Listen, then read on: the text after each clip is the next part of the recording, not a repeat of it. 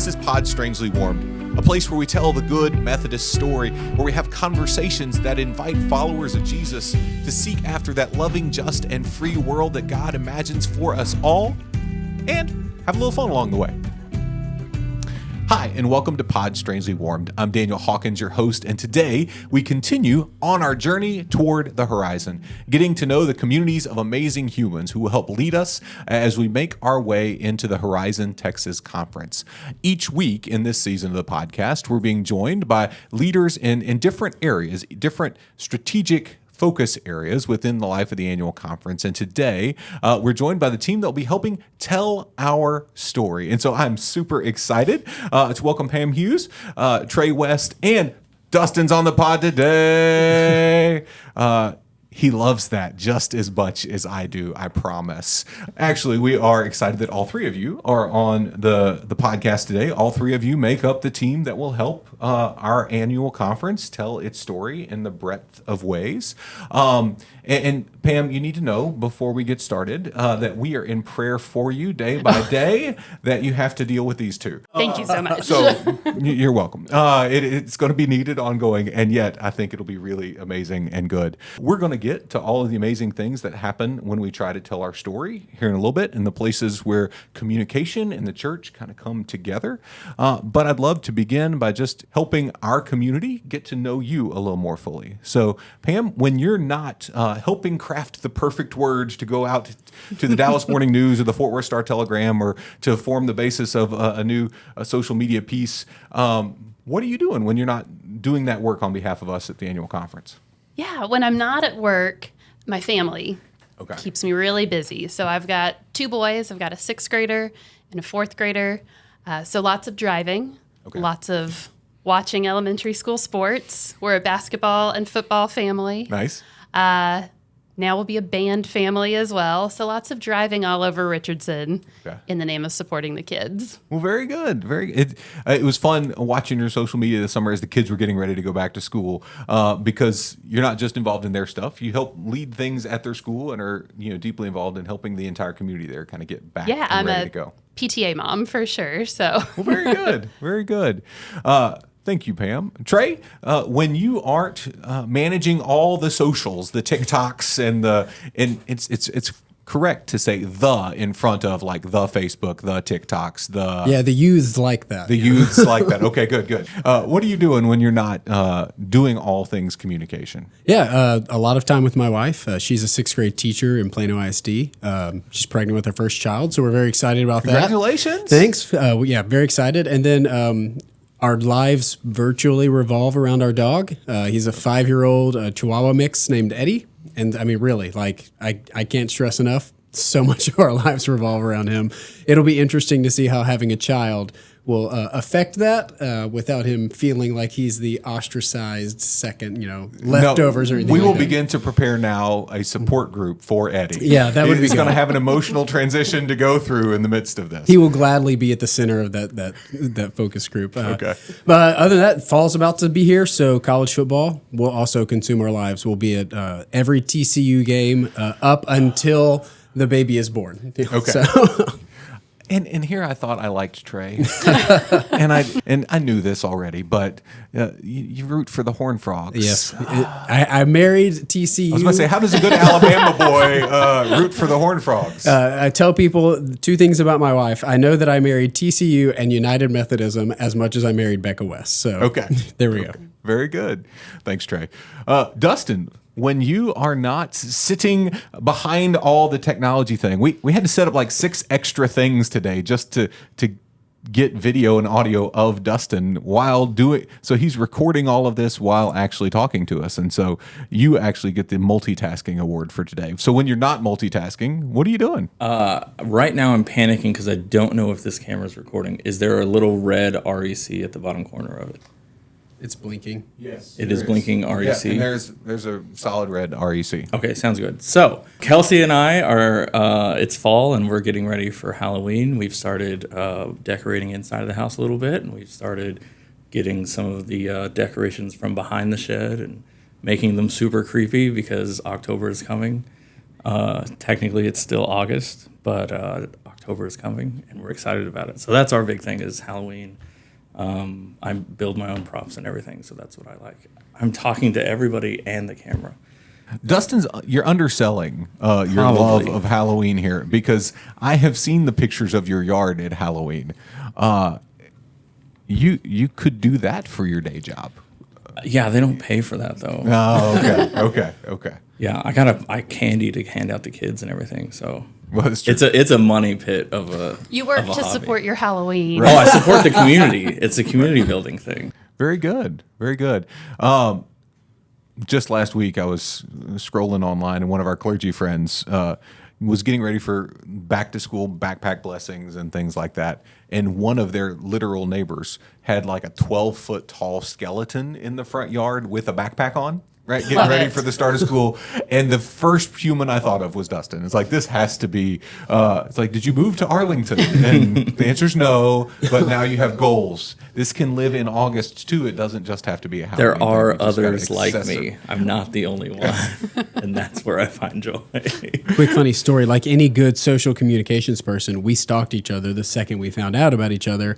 And the first time I found his Facebook, I was like, "Is this the guy?" Because his cover photo is just skeletons and like Halloween stuff. And it was like, oh my gosh, he's so good at this. It is remarkable. Yeah. It is remarkable. So it's clear what Dustin is doing when he's not doing this, right? It is a year-round preparatory process. As we think about the work of the church and telling our story, right? That's a huge piece of what we're all trying to do. And in many ways, what you guys have just done is told your own individual stories, right? The story of life outside of work. Give us a little window into the story of your work life before this point. What professional experiences have shaped and formed why you said yes to being a part of this team in this time to help kind of the whole northern swath of Texas tell the Good United Methodist story a little better. Pam? Yeah, so I came to this work a unique route. I started in political communications, so worked in the White House as a executive assistant in the Office of Media Affairs. So that was one step above intern. I actually started as an intern and then got hired on as staff. So lots. What I heard is you got promoted. Exactly. Yes. So started out there, and then I've worked in a number of political related roles, but slowly worked my way away from that until I was at the Bush Center. I got to work on everything but policy. So worked on restaurants, special exhibits, gift shop, membership, all the fun stuff. And then worked at a PR agency where my clients were Chuck E. Cheese and Del Frisco's Steakhouse, a natural lead-in to the United Methodist Church. Absolutely. But what I saw with this opportunity was the chance to bring crisis communications experience and executive visibility experience and PR, everything that I knew how to do for clients and political organizations, and get to bring that to do it for the church. So it's been a really good natural fit. Very good. And really rewarding at the end of the day. And you've been on staff with the North Texas Conference for how many years now? 2.5 years. Okay. Very good. I think it's funny when you say Del Frisco's and Chuck E. Cheese, those aren't things that end up in the same sentence very often. No. And yet I think that's probably really helpful when we think about the life of the United Methodist Church. Right? We have churches that take every shape, form, fashion, size, community that they serve. And so that flexibility in your professional history, I think, is a really good asset here to the church as we seek to tell a story that is not just, First Dallas or Highland Park, but also spreads the whole breadth of the newly forming Horizon Texas Conference. And so I think that's really beautiful. Yeah. Thanks, Pam. Trey, I know a little bit of the answer to this question before I ask it, but what formative experiences have helped bring you to this point that make you want to say yes to doing this work? Yeah, so I have a similar but a little bit different. Mine is an unconventional route, I guess, into communications, because I did music and worship for many years, 16 plus years in North Texas Conference, Central Texas Conference, and then both of the Alabama conferences, serving different churches there. And I realized a couple years ago, as I was thinking about what does my future hold, what's the next thing I want to do, I just honestly felt myself a little bit jaded towards music ministry specifically, and decided that I wanted to explore some other options. Well, all along the way, I think any music director out there will tell you, music and communications just naturally go hand in hand. And so I was consistently either having specific communications responsibilities in the positions, or having to do it because we didn't have a communications person and they thought the music and worship guy should. So a couple years ago, I just decided now's a good time in my life and my wife's life. We were living in Alabama, serving a church there, and decided we wanted to get back to Texas. I married a Texas native who wanted to come home. And TCU's not in Alabama. Yeah, that's true. And they never go there, apparently. So it just felt like a good time to transition away from music and worship as a vocational, full-time vocational ministry and explore what was out there in communications. And I specifically zeroed in on communications because I had had a hand in either vocationally or as a volunteer in all of the ministries of the church, everything from children's up to senior adult and everything in between. And I found myself really passionate about all of them having their story told well. I wanted to see that happen for each of them. And so I started working for a couple churches in communications. And then when I saw this position open, it felt like another opportunity to do that, of helping ministries tell their story well on an even larger scale. Partnering with North Texas, Central Texas, Northwest Texas conference churches as we come together in this unique situation to help tell the conference story well and help other churches tell their story well. That is beautiful. It was a good answer.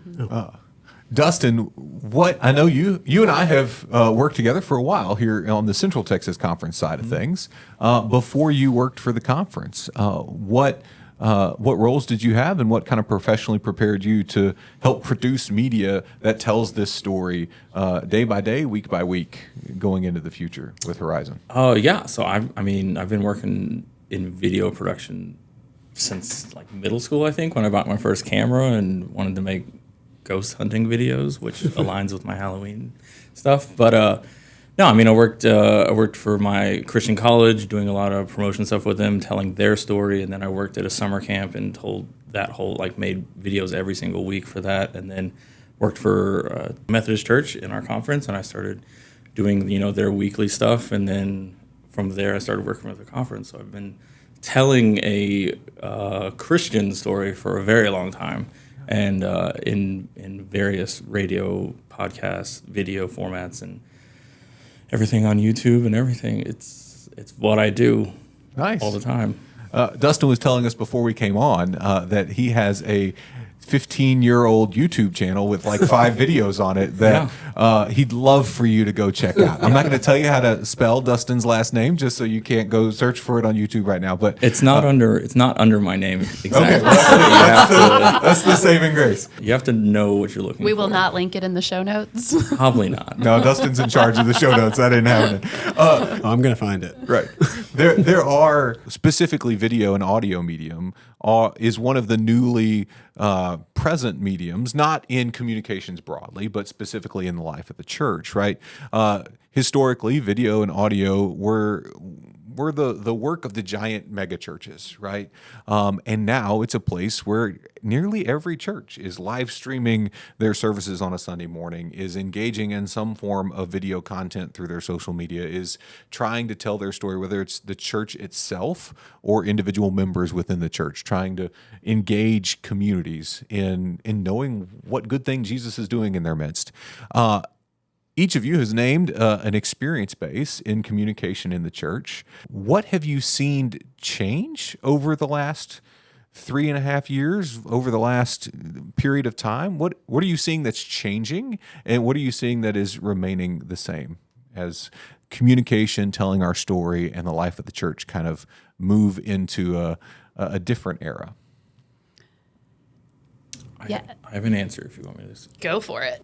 The biggest thing I've seen over the last 15 years, but even the last 5 years, is the availability that anyone can do just about everything that I'm doing very easily and with a low budget. There's so much out there that you can do with just your phone.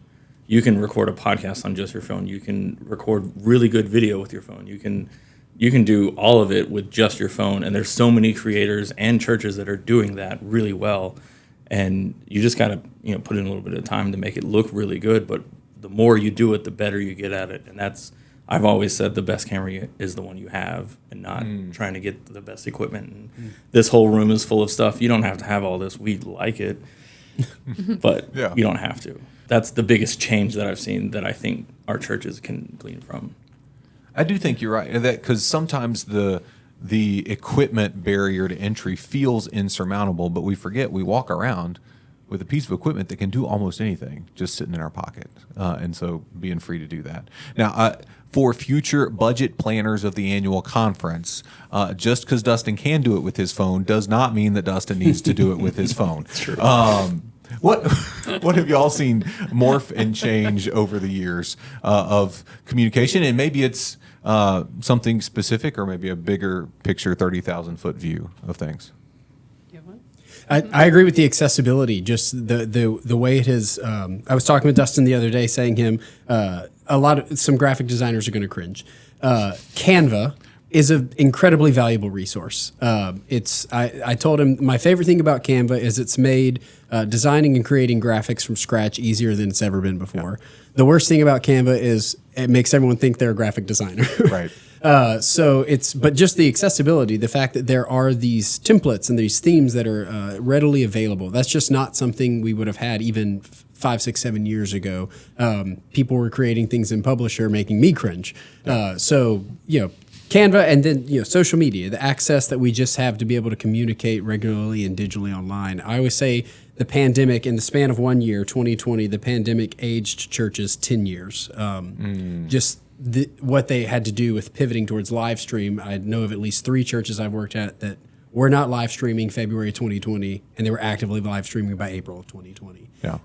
So it sped up the process of how we had to grow and the way we had to do it. It was a great accelerator, right? Yes. Not just on the communication. I think many churches experience that acceleration in a lot of different places, right? If they had things that were thriving, they actually got to see that, that health sustained them through that really hard time. If they had some places of fracture, they got to see where some of that dysfunction accelerated and widened in the midst of that. You mentioned that crisis response and communication, not just of the happy clappy best tell our story kind of moments, is a part of your life and history. And I hope and pray that you have to use that a whole lot less in the life of the church than you do, working for the White House or whatever, where any small thing can feel like a crisis, right? And sometimes it truly is a crisis. Right, yeah. Where has kind of your unique background? Because I'm fascinated by this move from the White House to the church, and it's not always that different. Okay, tell me more. Yeah, so I think, specifically on crisis communications, part of the speed that we see on social media is also things can feel like a crisis that maybe aren't. So it is that first moment of discernment of, is this a crisis we need to respond to? Is this someone angry at a keyboard? Right. Understanding what warrants a response and what we can just let go. Yeah. Which is a skill set in and of itself. Most problems aren't solved well on Facebook. Say what?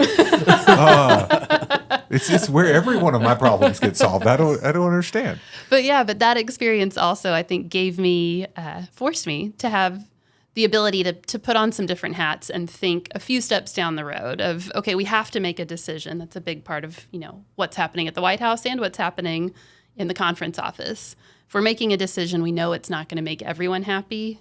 So what's the hard we can live with, and how can we mitigate and at least have people understand where we're coming from, so that at the end of the day, people trust their leaders and trust their decisions, even if they don't like every decision. Yeah. I think a lot of folks sitting and listening right now or watching right now would resonate with that kind of framework, right? Because every local church has experienced that at some point along the way. They may not have thought of it as a crisis communication moment, right? But that we're facing a really hard thing. We've got to do a really hard thing. Not everybody's going to be cool with where we end up going. And if we try to make it to where everybody likes it, it's going to be where nobody likes it, right? You may be incongruous with our values. Exactly. Right? And so I really love the way that you kind of named how we work through that from a decision-making standpoint. When y'all think about kind of the Horizon Texas Conference, right? We're in this place of new beginnings. New beginnings are times where preachers can go crazy, right? We can vision and think and dream and kind of try to come to this God-preferred future really quick and easy, and we're led by a great preacher in our bishop, Reuben Sines, and I think in many ways in the telling our story part of the community, much like all of the other parts of our annual conference community, y'all are partners with him in that process. What piece of kind of telling our story in this day of new beginnings are you most excited about as we get going here? Yeah, I mean, I'm excited. When I took the job 2.5 years ago with the North Texas Conference, never imagined I would get to be helping build a brand from scratch. Yeah. And like, that's the sort of stuff that like I get excited about, that we get to shape, what does this conference look like and feel like, and how does it show up, and kind of burn everything down and start over, keep what works and let go of the stuff that's not. It's very exciting and invigorating, and not something I thought I'd get to do coming into an established conference. So it's been a happy surprise. This is a unique moment, especially, we are an institutional church, whether we like that word institution or not, right? And often we're a big ship that's hard to turn, and to be a part of a process where that's actually moving and moving quickly and is invigorating. Trey, what has you excited as you step into specifically the social media side of this role and the multiplicity of stories that are out there to tell, both from the annual conference level and from all of our local churches as we get to know each other more fully in this time of new beginnings? Yeah, it's similarly echoing what Pam said. It's exciting to be a part of something that's not brand new, but is brand new. There is a precedent set. There's a foundation laid there. But to use the burning analogy, it's like a phoenix rising from the ashes out of all of this stuff that has been established and all that we've lived through.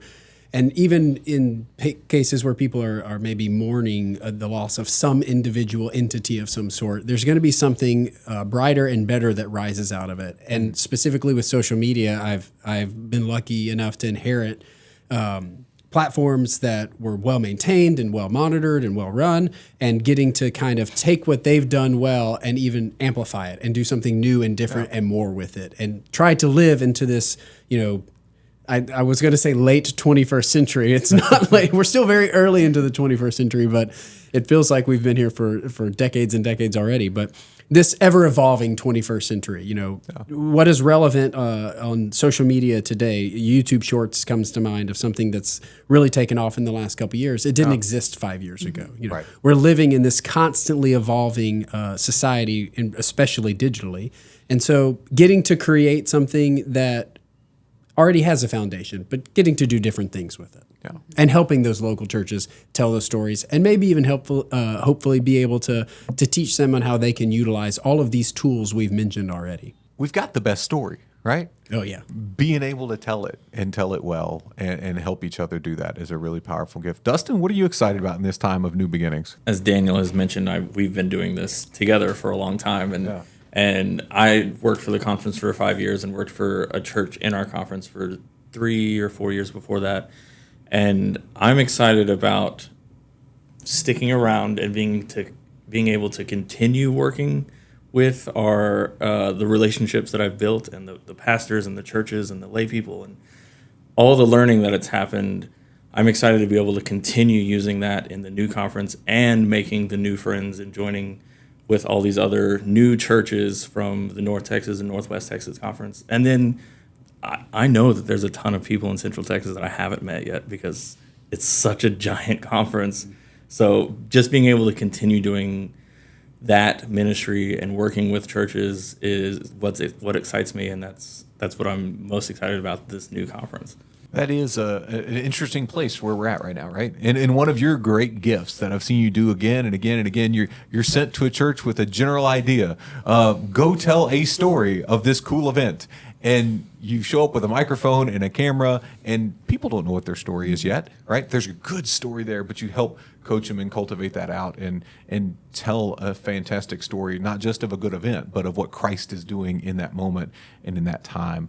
I love that we're having this conversation about how do we tell our story, and I love that it's one of the strategic priorities of the annual conference, because I think it's kind of critical to who we are as United Methodist Christians, right? If you were United Methodist in 2008, you'll know that in one of the random acts of General Conference in 2008, they added witness to the membership vows. It had not been a part of our membership vows pre-2008. We said, will you support the ministries of Jesus Christ through your local church with your prayers, presence, gifts, and service? Because we assumed the witness was happening. And what we learned was that lots of good United Methodists have an incredible story to tell, but have seen evangelism and happen in ways that they are uncomfortable with. And so rather than trying to find a way to tell the story, we just pull away and say, well, I'm not going to do it that way, Right. so I'm not going to do it at all. Yeah. And what I hear and what I'm excited about is when we talk about telling our story, what we really are talking about is sharing good news, the good news of what God is doing in our midst in a way that is authentic to who we are and that is not something that makes us draw in from ourselves. I mean, Pam, your whole body language just went, oh.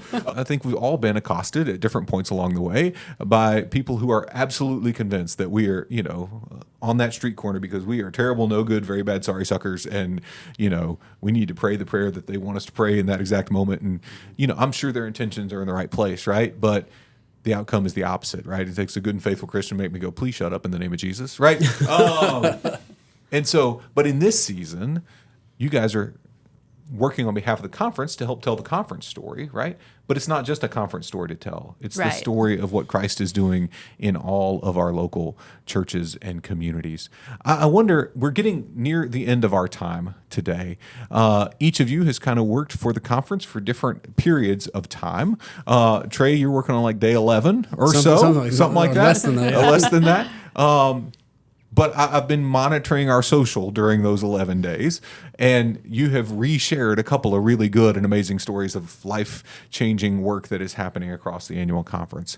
What is a story that you've had the privilege of amplifying through your work that gets you excited, that you are really proud to say, I'm glad we get to take a magnifying glass to this story of what God is doing in and through the churches of the annual conference? I've got one. Okay, go. Please run with it. So, because this was also a career highlight. So I love Texas Monthly, and I got to work with Texas Monthly. This actually came to us through another conference. But this reporter at Texas Monthly had heard about disaffiliation. And she had heard about it at the macro level, but wanted to know, what does that look like on the ground? And do you have a Texas community where a church disaffiliated, but you also had enough folks remain that you now have two Methodist churches? And how does that work in small town Texas? What does that look like when people are still neighbors and still go to school together and work together? And I said, have we got a city for you? And so we were able to work over the course of 7 months with the church down in Maybank that's now Market Street. Yeah. And so this reporter was able to come talk to the laity, talk to the clergy, attend the chartering service, and it turned out to be a beautiful feature story. And what made us feel at the end of the day this worked was we were happy to share it from our conference. And we saw the other church in Maybank also share it because they felt like their story had been told in a way that honored and respected everyone involved. And it was one of those moments where it's the media is going to tell this story whether we participate in it or not. And so wouldn't it be great to serve them up? If you're going to tell the story anyway, you need to talk to the people in Maybank. Yeah.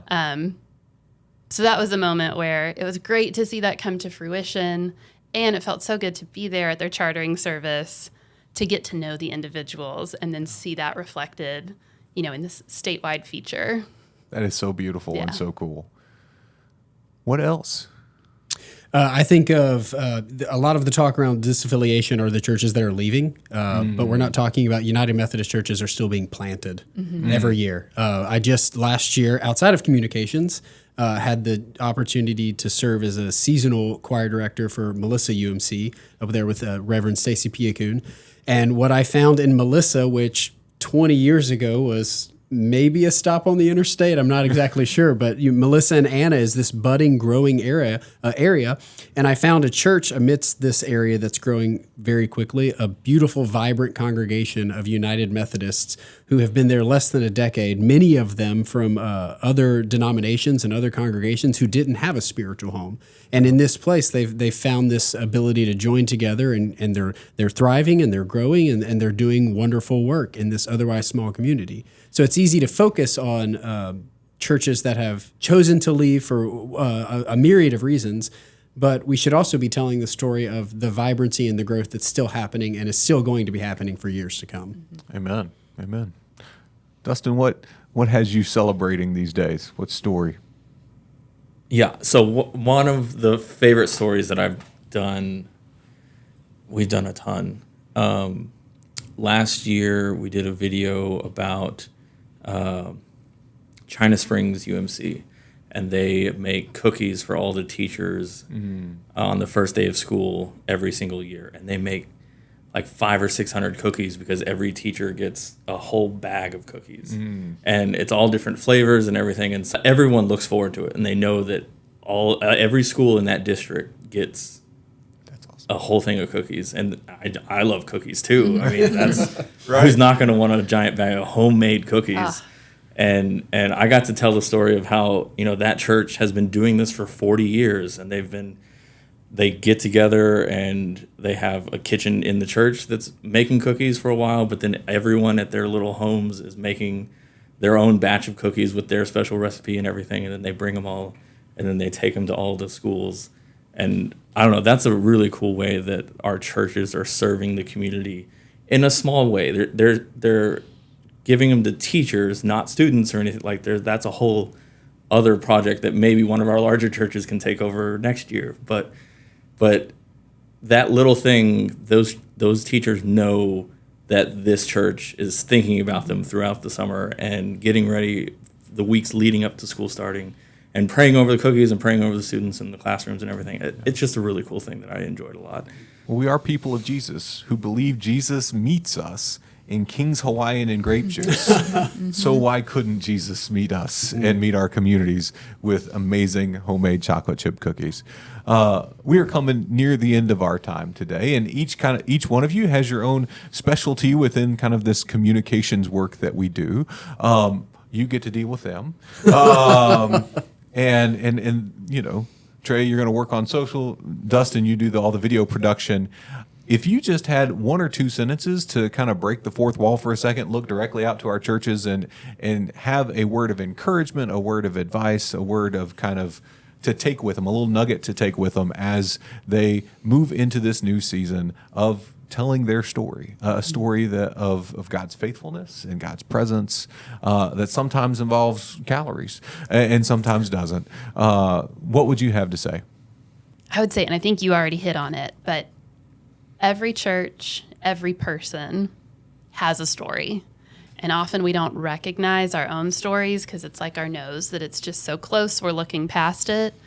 But if you feel like you don't have a story to share, maybe ask the folks around you what you're taking for granted, and that's usually the thing that you could be sharing as each of us takes on this responsibility to tell our story.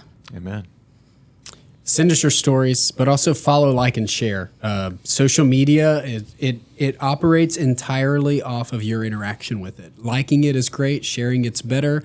Help us tell your story as we share it on social media by generating more eyes to see it on your own social media. And also look for some new Horizon Texas social media coming in the near future, and make sure you follow us and subscribe there as well. Trey is right here. If you are scrolling on your phone and you see it and it makes you smile, take the 2.4 seconds to hit the button. Mm-hmm. Take 5 seconds to hit both buttons, like and share. It is a way for that smile, that joy that you receive to be amplified and offered to more and more people who are part of your life because they're part of your social channels. So thank you, Trey. Dustin, what you got? What's your nugget for the road? I'm just going to repeat what I said a little bit of what I said earlier.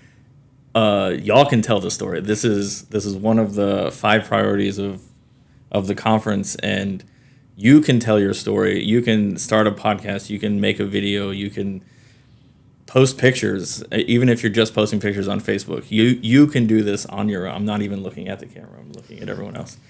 You can do this using just your phone, and you should, because we are being called to tell our own story, our great United Methodist story, and it's not hard, and it's okay if you're just beginning. Just do it. You'll get better at it the more you do it. That's my key thing. Amen. Pam, thank you. Trey, thank you. Dustin, thank you for bearing that side of the camera for this time. And thank you for joining us today on Pod Strangely Warmed. We'll be back next week with more episodes continuing this journey toward the horizon. But until then, I'm Daniel Hawkins, and this is Pod Strangely Warmed.